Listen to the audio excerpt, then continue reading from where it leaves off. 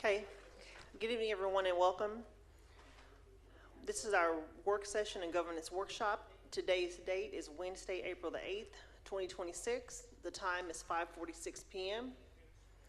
This meeting has been posted in accordance to the Texas Open Meetings Act. I will now call roll. Ms. Cortez? Present. Mr. Jones? Present. Ms. Nichols? Present. Ms. Morris? Mr. Cluis? Myself present. Currently absent is Mr. Smith. Okay, we will change the order of the agenda slightly. We're going to go into closed session first.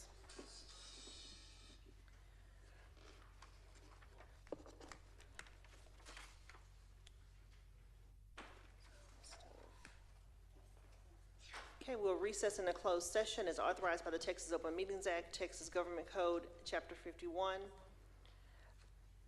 Code 551.071, 551.072, 551.074, and 551.076.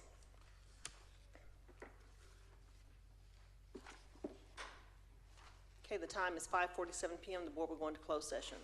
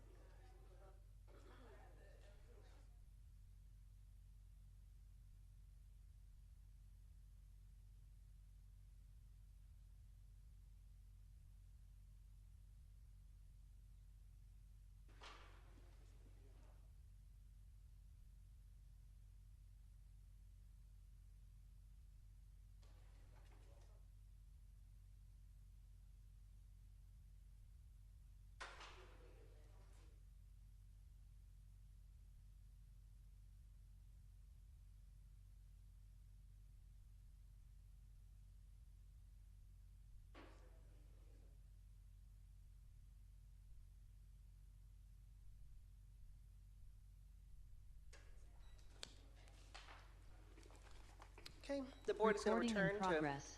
the board is going to return to open session at 7:13 PM. And for the record, Mr. Cluis left us at 6:19. Okay, board, based on closed session, we do have some items that we need to take action on. First one being,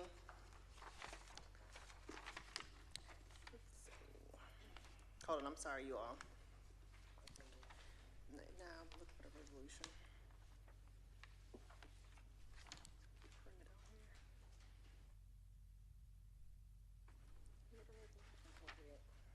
Bring it on here. I thought it was reading out here.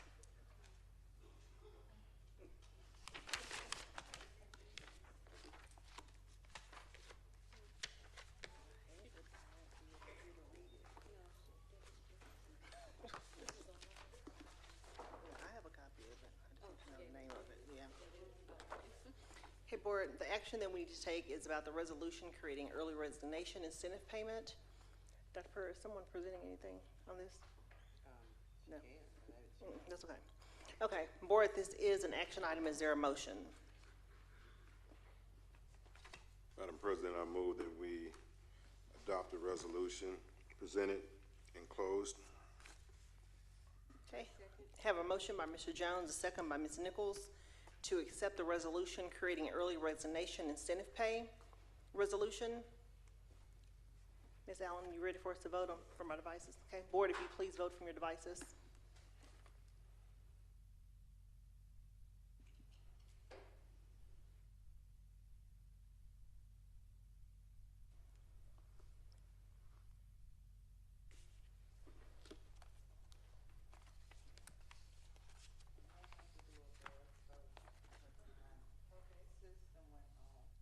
Okay, has everyone else been able to vote? I had to do the back arrow and then start over.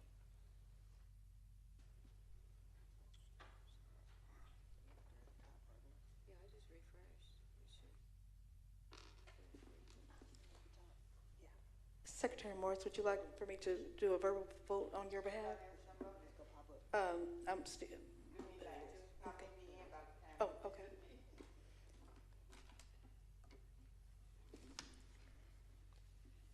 Okay, Secretary Morris, whenever you're ready. Oh, okay, I'm not in, go ahead, yes.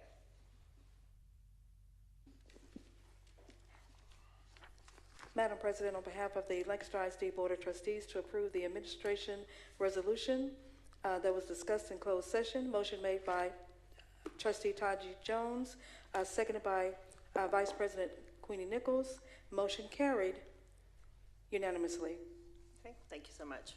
Okay, for the record, I'll read the resolution creating early resignation incentive payment. Whereas the board is authorized by the Texas Education Code 45.105 to expand funds of the Lancaster Independent School District for purposes necessary in the conduct of the public schools as determined by the board.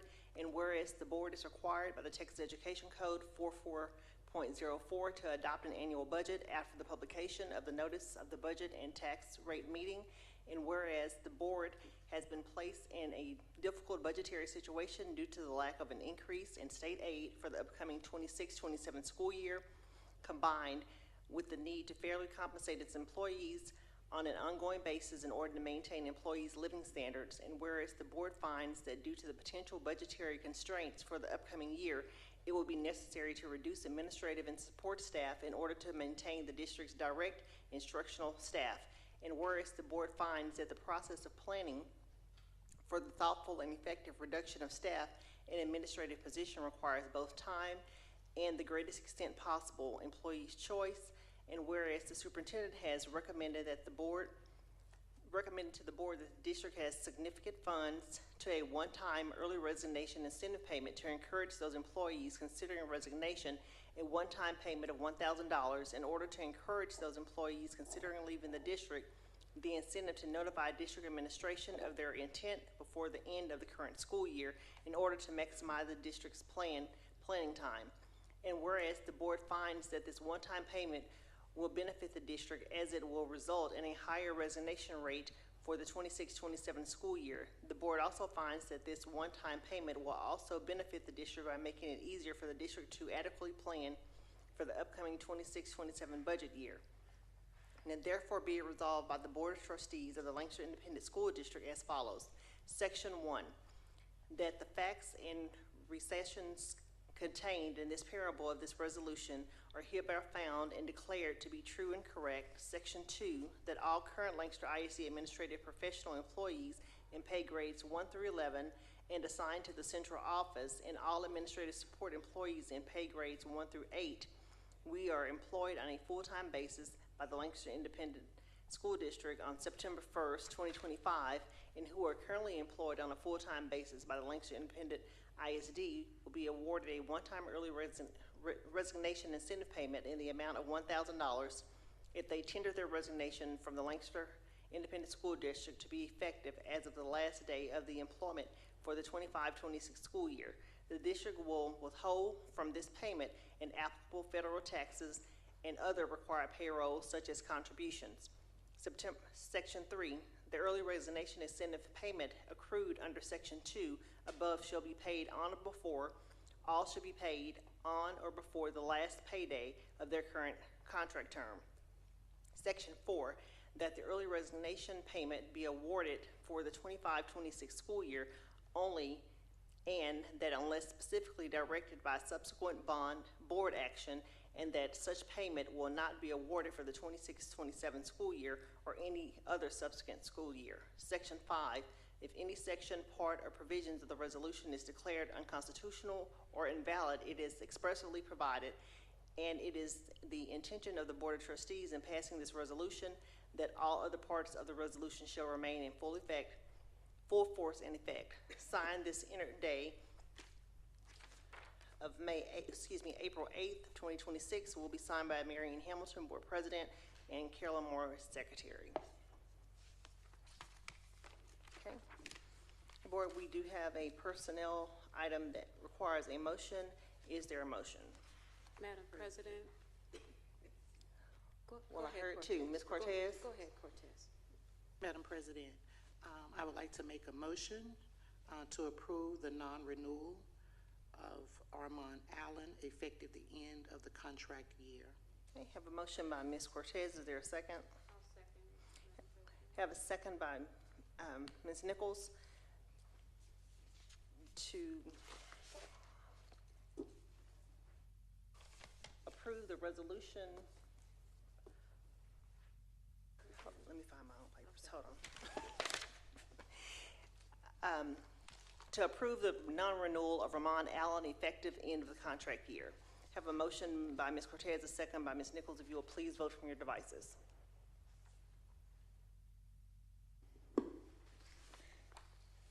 Madam President, on behalf of the Lancaster ISD Board of Trustees, to approve administration non-renewal employment of Armand Allen effective at end of contract year. Motion was made by Trustee Janae Cortez, seconded by Vice President Queenie Nichols. Motion carried unanimously. Okay, thank you so much. Okay, now we'll return back to our agenda. Dr. Pruitt, do we have any citizens' communications? Madam President, there are none to my knowledge. Okay, thank you. Okay, we'll move on to teaching and learning. A discussion of STAR readiness. Dr. Pereira. Thank you, Madam President. I'm going to call forward Ms. Bell to present that information to our board and our community. Ms. Bell, the floor is yours whenever you are ready. Okay. Good evening, Madam Board President, distinguished board members, and Dr. Pereira. This evening, I would like to present our 25-26 MAP Middle of the Year discussion of our STAR readiness. So on this chart that you're looking at is actually a comparative between our 24-25 and 25-26 middle of the year MAP data. The middle of the year NWA MAP data shows that most of our tested areas are performing at average or above average levels. The yellow represents average performance, while the green represents above average. Our strongest results were in reading, both in English and Spanish. We also saw some strong growth in in the area of biology, while math has we did see some progress. It remains an area that we will continue to focus on and refine and strengthen. And I do want to mention to the board that recently TEA visited 2 of our campuses to observe best practices related to Bluebonnet math implementation. And Dr. Barker, can you share a little bit about that visit?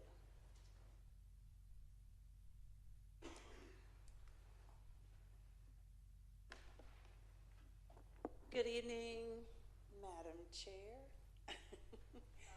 Okay, I just didn't see you. Distinguished board members, Superintendent Dr. Pereira, we were one of 2 districts that TEA requested to come to see what we were doing in our classrooms in Tier 1 instruction. You may have heard from different teachers that Bluebonnet addresses Tier 1 instruction, which is the general instruction for everyone, but they are looking to fill gaps for our students who have learning deficiencies in math. And so we have interventions that we put in, we have resources, different people we partnered with. Magma Math is one that they've helped us to strengthen Tier 2, Tier 3 instruction. So they've seen our MAP data through Commit, and then there are also some classroom benchmarks that they've been seeing. Very impressed with the progress that we are making, especially with the demographic of students that we educate daily. So they came to us, the associate commissioner was here along with his team, along with the team that we were able to secure the LIFT grant through. They were here with us as well. Very impressed at what they saw at Rolling Hills. We were able to see quite a few classes there, kindergarten, 1st grade, 2nd grade, 3rd grade, and then we did the same at Beltline. They weren't able to go to every school, but any school that we pull out, we're always open to show off our students and show what they know. We invited them back. They actually have since reached out. They've asked to come back again.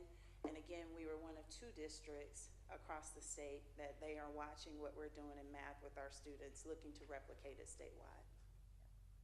Thank you. So I just want to close also by saying with this data that, based on this data, we use this also to make some projections with STAR. And so in the grades and subject areas that you're looking at, if you're looking at yellow, this is actually for us at the district level. This signals to us that our students will most likely perform and meet the approaches, and some at the meets level with the yellow indicators. And then where you see the green, that helps us to see and understand that our students there will also perform at approaches in some meets and some master's levels. I do want to also point out that this again is the middle of the year data. We see a lot of yellow, we see a lot of green, but you can also see on that legend at the bottom of the chart that there's also a color that's blue. So that blue would be signaling many more students who would potentially be meeting at the master's levels. So we're hoping that when we see our end of the year map data that we'll see more blue and we'll be able to come back and report back out to you. And that's it for me this evening. Thank you. Thank you so much. Any questions or comments from the board? Madam President, I have a few. Mr. Jones? Thank you. You're welcome. I guess the first question I have is, when is the end of year assessment? So end of year assessments are right after STAR in May, the month of May. All right. Thank you. Next question is, do we have any direct correlation with the results from last year's middle of the year 24-25 data with STAR results for 24-25? As far as, you mentioned orange represented Right. So the orange represents a little bit below average. So again, if you're looking at this chart and you can see last year's information is actually already plugged in this chart, 24-25, middle of the year data. So and then if you compare the 24-25 to 25-26, you can see where some areas went from orange to yellow, or some areas went from yellow to green. So again, those areas are all moving up. Right, yeah, I'm sorry, so let me clarify. So say grade 5 math, we're at the 47th percentile, 24-25.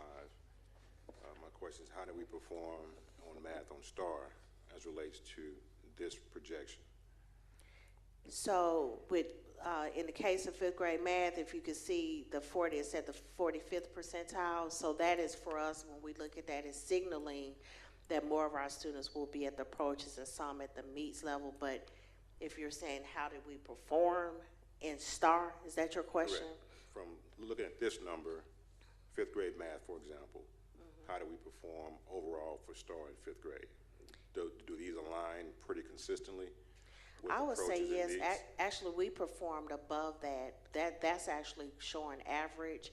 But in fifth grade math last year, we performed above that. I don't have the numbers right in front of me, but we actually performed very well at the fifth grade level all the way across in all subject areas. And remember, this information is MOY from last year, so it's the middle of the year from last year, not necessarily closer to the EOY, which is the end of the year. But we can work to Definitely get that those to you. numbers, yeah. And we may have presented it just in a different format at a different time here to the board, so we could go back and maybe see exactly which board meeting so that we could pull the information for the correlation. Okay. Yeah, the main thing I'm looking at right now, I know this is middle of the year, just trying to see exactly how these projections tell us as far as STAR. I know the end of year exam will be after STAR. We'll most definitely see some growth there. And I believe those are my 2 questions. Thank you. Okay, thank you. Any other questions, comments? Okay, thank you so much. Thank you. Next, we'll move to technology. B, discussion of E-rate bids for network equipment and installation. Dr. Pereira. Thank you, Madam President. I have Mr. Jeffrey Williamson, who will present that information to our board and our community. Mr. Williamson, the floor is yours whenever you're ready. Thank you. Good evening, Board President Hamilton, Board distinguished trustees, and Dr. Pereira. Tonight I'll be proposing the 2026-2027 E-rate funding. This year we were awarded a little bit over $1.1 million for our network upgrades. That funding is provided based on our increase of attendance. And so you can see this is the most we've ever been awarded over the last 6 or 7 years. We do pay we will get an 85% discount of that $1.1 million. And so this is for our Category 2 services. So we will look to improve all of our access point, our network switches, and our network infrastructure. One thing that we did differently this year, because we wanted the data to tell us and lead us how to improve our network. So we implemented district-wide heat mapping. And what you're looking at on the screen are some of the results this year. Green and yellow are great. Anything outside of that is bad network. This is the picture you're looking at right now is the storm shelter, the tornado shelter at the middle school. And so we have classrooms back there. So this data leads us and lets us know where we need our improvements going forward for the infrastructure. Another example of that would be the first floor of Pleasant Run. They have a lot of open windows. And so the network just dies in those areas. So these are another opportunities that we will improve if this is approved. We do receive an 85% discount, so the $172,810.20 would be in our next year's technology budget, and that work will be completed over Thanksgiving break, winter break, and spring break if approved. And with that, I'll take any questions. Thank you. Board, any questions or comments? Madam President, I have one question. Mr. Jones? Mr. Williams, why do you think we received the additional funds, or how can we continue to receive the It was our additional growth in funds? attendance from 2022. So right now, it was at the snapshot, we had 6,928 kids, and it was $201.20 per kid. So we need some more kids, y'all. All right, thank you, sir.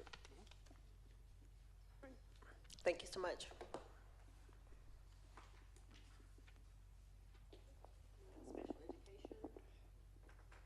Special Education C, Special Education Quarterly Review. Dr. Pereira. Thank you, Madam President. I have Ms. Crystal Cromer to present that information to our board and our community. Ms. Cromer, the floor is yours when you're ready. Thank you. Good evening, Board President Hamilton, Board of Trustees, and Superintendent Dr. Pereira. I am Crystal Cromer, the proud Executive Director of the Special Education Department. Today, I'll provide a brief quarterly update highlighting our staffing, our services, our student data, and key areas of progress and growth within our Special Education Department. This is a wonderful picture of our wonderful staff members that supports all 900 to 1,000 students with disabilities in the Lancaster ISD School District. Our special education department currently includes 49 department staff members. These are all contributors to campus-based teams across the district. This includes our administrative staff, instructional specialists, evaluation personnel, and related service providers such as our speech therapists, occupational therapists, and physical therapists. At the campus level, we have about 50 special education teachers currently, and 60 special education paraprofessionals, and 6 dyslexia teachers, who, by the way, this year is the first year we've had 6 teachers to go to the second level of their MTA dyslexia training. So we're excited about that. This collaborative team works well together for the students' success, as well as with each other, from staff, from the central office staff to the campuses. So you'll see here, this year we have focused on strengthening our culture of compliance and collaboration through training, celebrations, and meetings. Our goal is to ensure services are implemented consistently, timelines are met, and campuses feel supported in meetings the students' needs. We continue emphasizing shared responsibilities between the campus. You'll see the campus teachers there, as well as the special education department staff with our celebrations and our trainings. Here's a little data. We continue to see an increase in evaluation requests, reflecting improved awareness and early identification of student needs. Our evaluation teams are working diligently to maintain compliance timelines while ensuring evaluations remain thorough and student-centered. This year you see that we have a rise in kindergarten evaluations, so that's our 5 to 6-year-old population.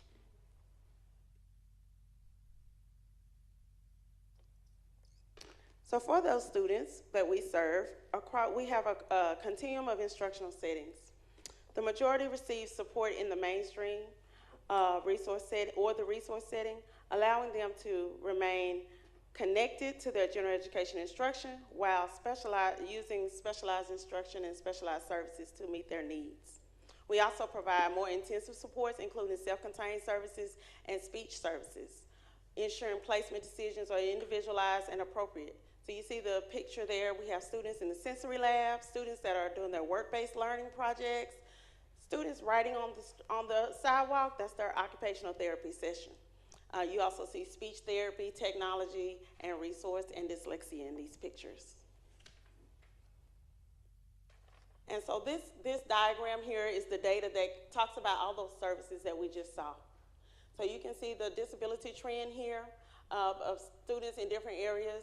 Our major growth is in the area of autism and learning disability. You'll see over 30 students additionally this year compared to the year before in each of those areas. And you'll see the instructional settings that I just explained in the other pictures, the different instructional settings for as mainstream in the general education classroom, the resource classroom, the self-contained classroom. Those were our students in those pictures. We are continuously looking at our data, and so we do have some glows and grows. Our accountability highlights these strengths include strong performance in reducing the discipline removal and success supporting students in the general education setting for most of the day. So that means that student, 80% of their time is in the general education classroom. And so we have more students there than any other place. One area we want to grow in is focusing on inclusion opportunities for those students with more severe needs, as well as strengthening outcomes for our early childhood education. Okay? And then if you'll see on that chart on the right, I can't really see it because the pictures are there, but you'll notice in 2025, 2026, we have 100% compliance in all areas of state performance compliance in special education.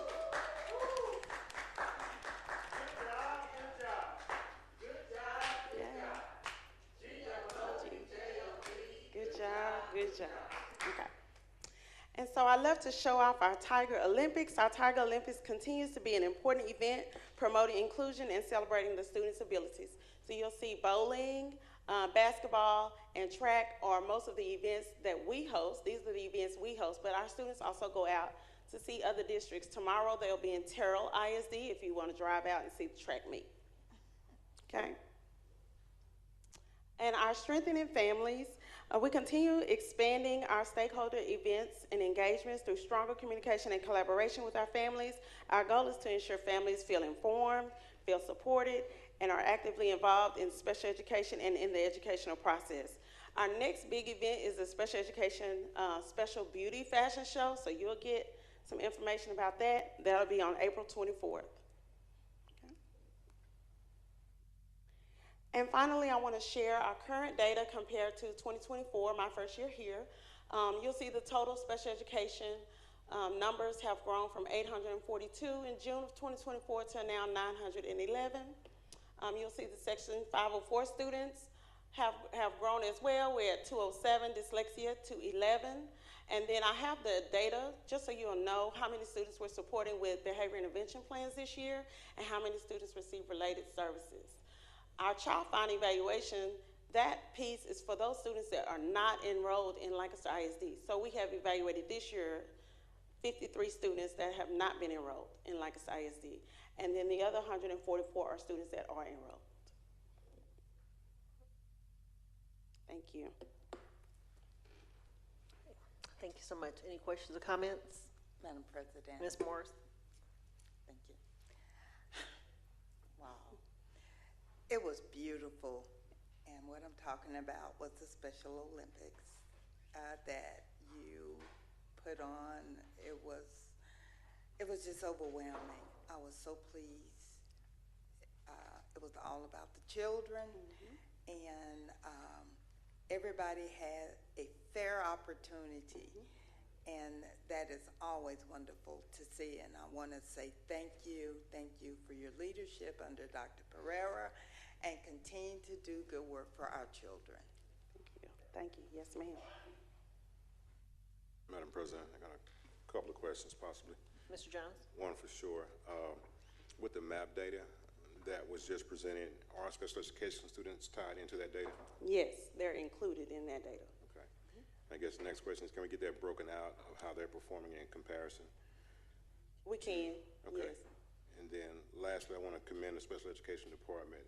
Looking at the data from 24 to 25, the majority of our special education students are actually growing or increasing in their star performance in comparison to previous years. So I want to commend you guys for that and continue that work. Thank you. So Dr. Jackson, if you can start that up again. Good job, good job. Good job, good job. G-O-O-D-J-O-B, good job, good job. Thank you. Thank you. Right.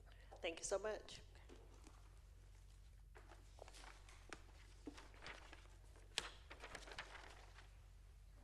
Okay, we'll move on to finance. Discussion of audit engagement for 2025-2026 school year. Dr. Pereira? Thank you, Madam President. I'm going to call forward Ms. Dana Shaw Mosley, present that information to our board and our community. Ms. Shaw Mosley, the floor is yours.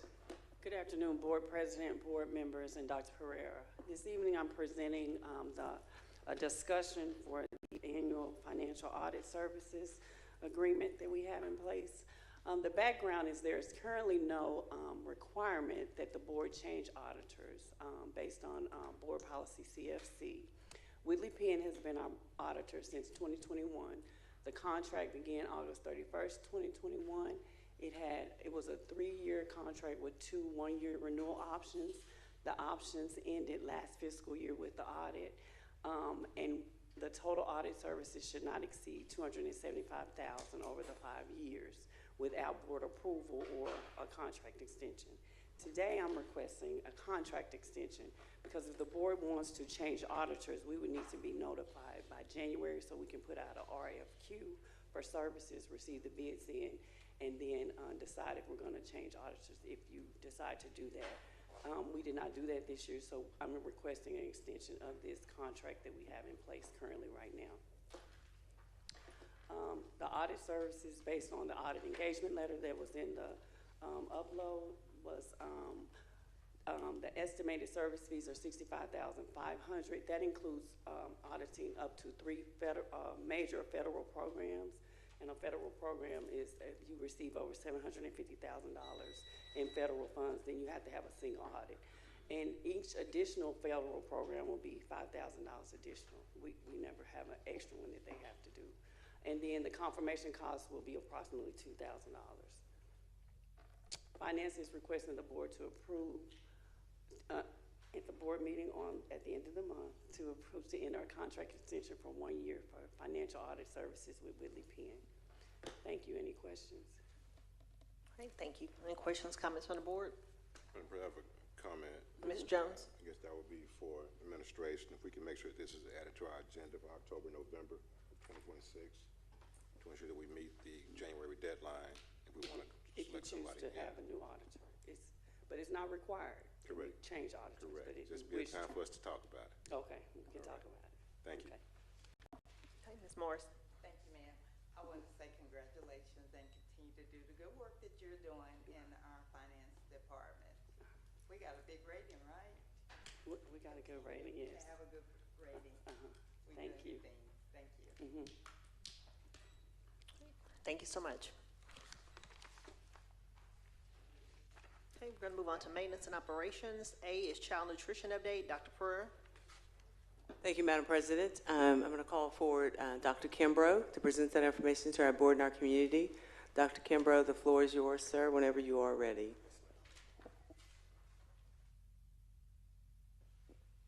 Good evening, President Hamilton, distinguished Board of Trustees and Superintendent of Schools, Dr. Pereira. I bring you our monthly child nutrition update. And we're looking back at the month of March as far as participation. We had 17 serving days. We served approximately 72,741 lunches, and you can see our participation rates for the month of March in the columns. One event that we did have in the month of March, SFE brought the farmers market, the second graders at Rosa Parks. This was an exciting activity and educational for our students. As you can see, they got a chance to see a lot of different fruits and vegetables. They had the opportunity to do their most favorite thing was taste the fruit and vegetables for texture and also learn the nutritional value. They had the opportunity to work in groups and work with the chef. So we just had to slow them down with eating everything. But once we got them to slow down, they were able to work in groups and talk about what the different fruits and vegetables taste like, just to introduce them to something different. Any questions? Any questions?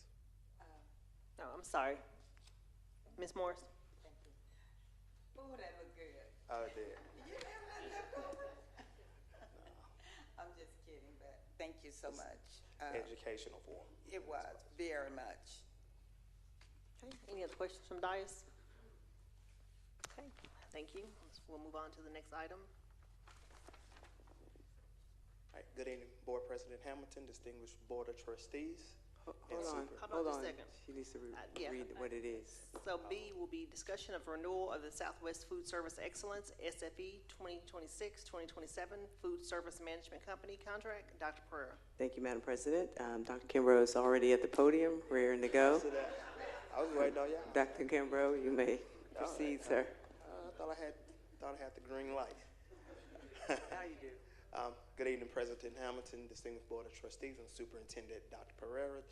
Tonight I bring to you the renewal of the 26-27 Food Service Management Company contract, which we awarded last year to SFE, so this is just only the annual renewal. And this is for the 26-27 school year. Of course, this is a 5-year contract, but we must renew it every year and get TDA approval, and this is the first renewal of that contract.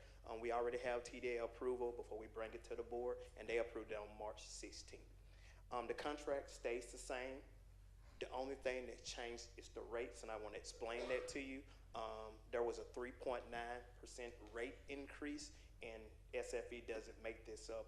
There's a methodology and calculation for coming up with this rate increase. This comes from the Bureau of Labor Statistics, and it's based on the Consumer Price Index. And last year, the index from food away from home was 3.9%, and SFE came back with that rate. That is the highest increase that we can approve them for. So if you look to the right, you can see what the rates will be for this upcoming year. But it's already calculated in the federal reimbursements. If you look at the bottom, you can see that they also increase our reimbursement from the federal government every year as well. So that 3.9 is also calculated into what the federal government gives us back. So their rate went up, but our reimbursement rate from the federal government goes step by step with that increase. So that is the only change to the contract. The services are still the same. The school breakfast program, they would operate that, the national school lunch, the after-school care program, the dinner program, which is the CACFP, the seamless summer option that we run, the non-program meals, those are the adult meals, and the catering and the a la carte. And today we have two special guests from SFE. We have the general manager, Michael McAfee, who actually runs the kitchens, and then we have the district manager, Dustin Seymour. They want to have opportunity to speak to the board because I know I'm always speaking on their behalf, so they want to share a couple of words. Good evening. I just wanted to say it is a great day when we get to see another year. Thank you for the opportunity to continue to serve your kids. The only thing I'm sad about, Dr. Pereira, is that I don't have a confetti cannon. It scares the heck out of me every time I come to these board meetings. But we appreciate the opportunity to be here. And again, I am the face that gets to speak for SFE, but this gentleman behind me and his team do all the work on the ground. And so they are doing an amazing job. And so thank you for the opportunity. All right. Thank you so much. Thank you. Yes. You found some love. Any questions? Okay. Board, any questions, comments? Okay, no. Thank you so much. Yes, ma'am.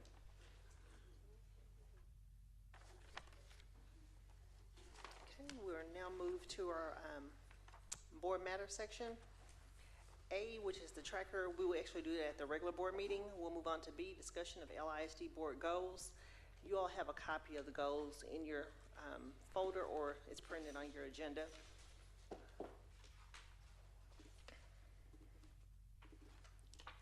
This request is made for us to review our goals. So this is open dialogue for the board. Questions, comments?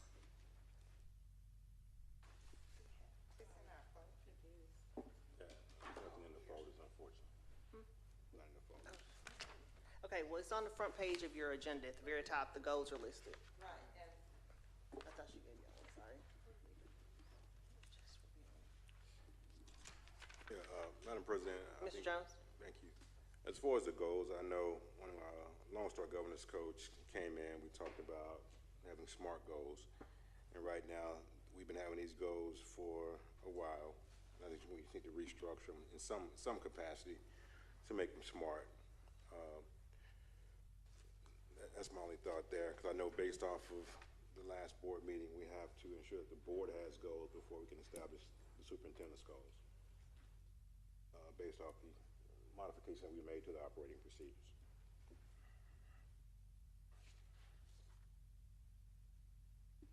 Okay, so I know for as the board goes, that's probably something that will be worked on during Team of 8. Yeah, Which will we be never this- finalized them though. No, that's what I'm saying. Probably the next opportunity would be to work on them at the next Team of 8 for the board.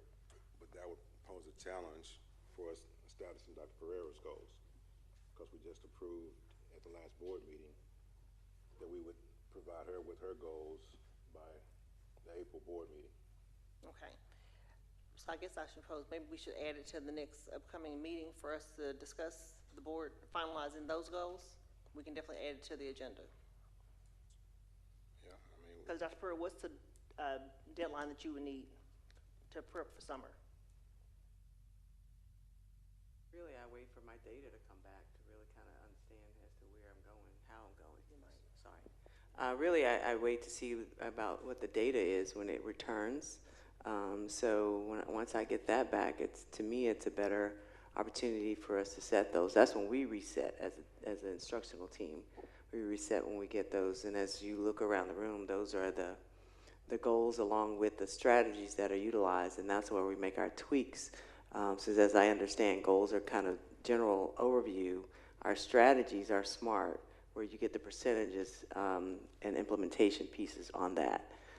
So I guess that's where I continue to be confused about the change of goals. I ask again, is it the goals or is it the strategy? Because the strategy is what we measure. And they are smart because the majority of them are based on percentages or increases. Madam President. Ms. Morris?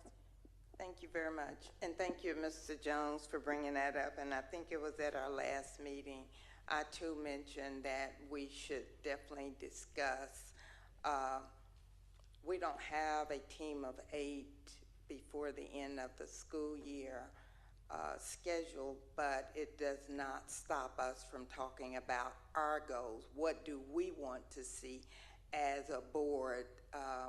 And we need some working goals for us to meet a certain level, things that we could work on to be better in our positions as elected officials and measure those out to see every year if we have paid attention or looked at ways that we could increase our participation as a board and look at us and then look at the superintendent's goals, because their piece is basically serving the children. What is our real piece? We say we serve the children, but we serve the community as well. So in supporting the superintendent goals, we got to have some projectives that we can meet, and some of these posters should actually identify board members and as a collective body, not as a district, but a collective body when we come to this dais. Thank you. Okay, I see Dr. Lloyd has her hand up. Dr. Lloyd? Yes, good evening, President Hamilton, Board of Trustees, and Dr. Pereira. Just for a bit of clarity, the current goals that are part of Lancaster ISD are SMART goals. I believe the question on the floor, however, is really to distinguish those goals as we're moving forward. Part of that can be resolved in the upcoming ISO 2 when we're talking about how we're updating our House Bill 3 goals. There'll be a lot of information that you will be privy to, as the current accountability is going to morph into a new enhanced accountability statewide. So there'll be extra data to look at as well.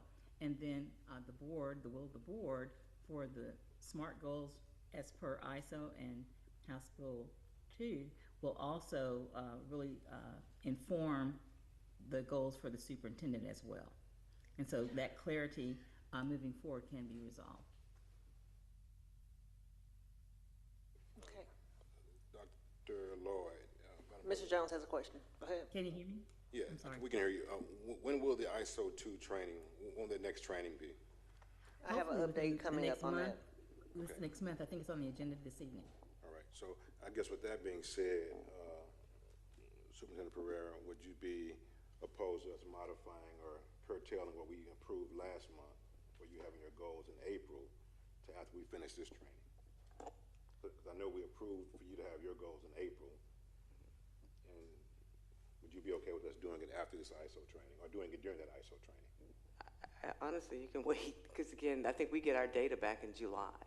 So Right. it's hard for me to set a goal before I know what the outcome is. I have some projections of what they will be based on our MOIs and EOIs that we'll have. And they're pretty much aligned to what our outcomes will be. And you know, most times though, we outperform what we saw at MOI or EOI on the STAR, the state testing, which is always good. But again, and a lot of that falls all under goal number 1, which is academic outcomes, right? So that's why I was a little confused myself when you're talking to me about goals. I'm looking at these 4. So even the House bill goals falls under number 1 in your goals, and we have strategies and implementation pieces on the CIP. So I guess that's where I was getting confused. Like, Yeah, okay, yeah. do we want to change these or, because we constantly update these quarterly. Yeah, so my thing was about the board goals that you just raised up on the dais. Because Okay. some of these things you guys are just doing automatically, like as far as finance, you know. Your goal for the finance department is for us to get a first rating all the time. Mm-hmm. And safety and security, that's also an implied goal, if you will. Something that. They're usually general goals, Yeah. and then we fill in So between. just, my thing is just for the board to kind of review these 4 goals, to see if we want to maintain those or change those and make it more smart for us to have, as Secretary Morris mentioned, us being more active in those goals that we've set in some capacity. But I know at the last board meeting, it was approved that we would have your goals in April per our board operating procedures. But now. I actually we knew won't that have was this running impossible until- before we even said Yeah, it. So knowing when our data returns. Okay, so if, Madam President, I don't know if we have to take action to do anything by updating our board operating procedures to move that to July so that we're in compliance or what. If so, I make that motion with approval of Dr. Pereira that we suspend the language regarding her goals being approved in April to July, if necessary. Yeah, may I make a suggestion? I would put a different time frame on that, not necessarily just identifying a month, because in the past I know TEA they're due in July, but that doesn't always mean it comes in July. So I would suggest maybe there's upon receipt of outcomes, a certain number of days after that you set them, like no later than 15 days or 30 days after the state releases the outcomes. Because, one year we got them in October. So again, we anticipate them in July, but we don't always get them in July. So instead of saying a month, identifying a month, my suggestion would be, if the board is open to it, that you look at a time frame soon after the receipt of final state data. I don't know if that helps. Yeah, it does. I just want to make sure we're in compliance with our board operating procedures that we just Yes, sir. approved. And again, we update the CIP quarterly. And actually, you get an update from every school, every regular board meeting, too. I guess, do we need to make a motion for that, or are we fine with what's been stated?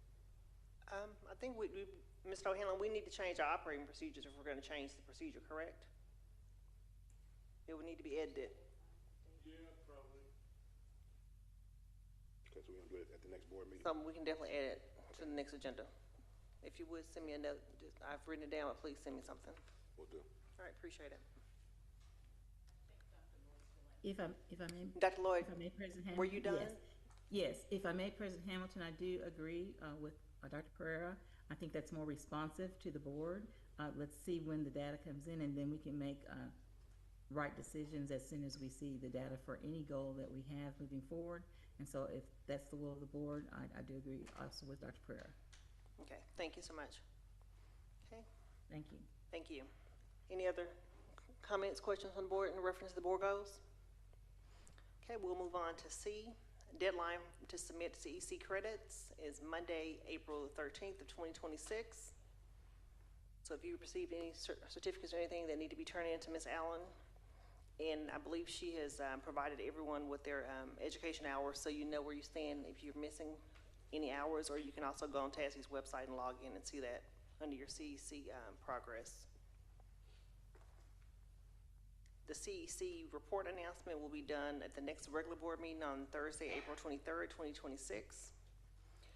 We are in need of doing a ESIO 2 training, which is evaluating and improving outcomes 2. And Dr. Lloyd has offered to facilitate this training for us. We have a few dates, if you all would maybe jot these down. And I believe there was also an email. There can be an email sent out. These are Saturday dates. The first one being April 25th is a 3-hour training. It would start at 9 o'clock. May 1st, starting at 9 o'clock. So in May, there's a Friday date. May 1st is a Friday, or she can do May 1st or the 2nd at 9 o'clock. Or the next Saturday date will be May 16th at 9 o'clock. Region 10 is also hosting the same training on April the 14th. It's an evening training. and it's open to all board members. But I do believe if we do our training in district, it will be more customized to Lancaster ISD. So if you all, can you all make decisions now on a group training, or can you actually attend the Region 10 training? Ms. Morris?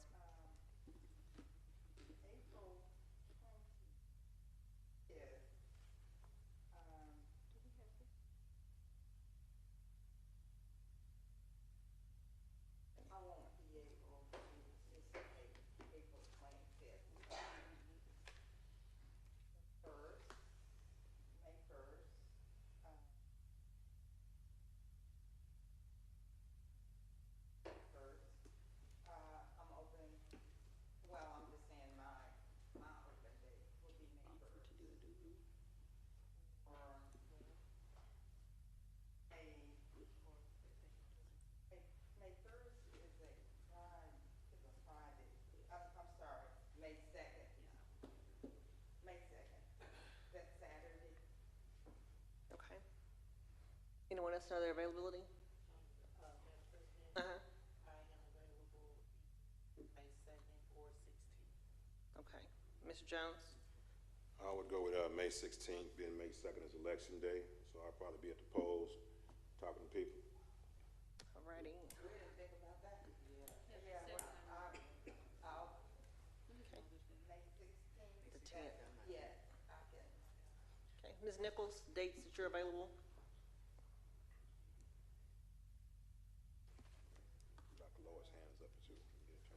Dr. Lloyd, did you have something?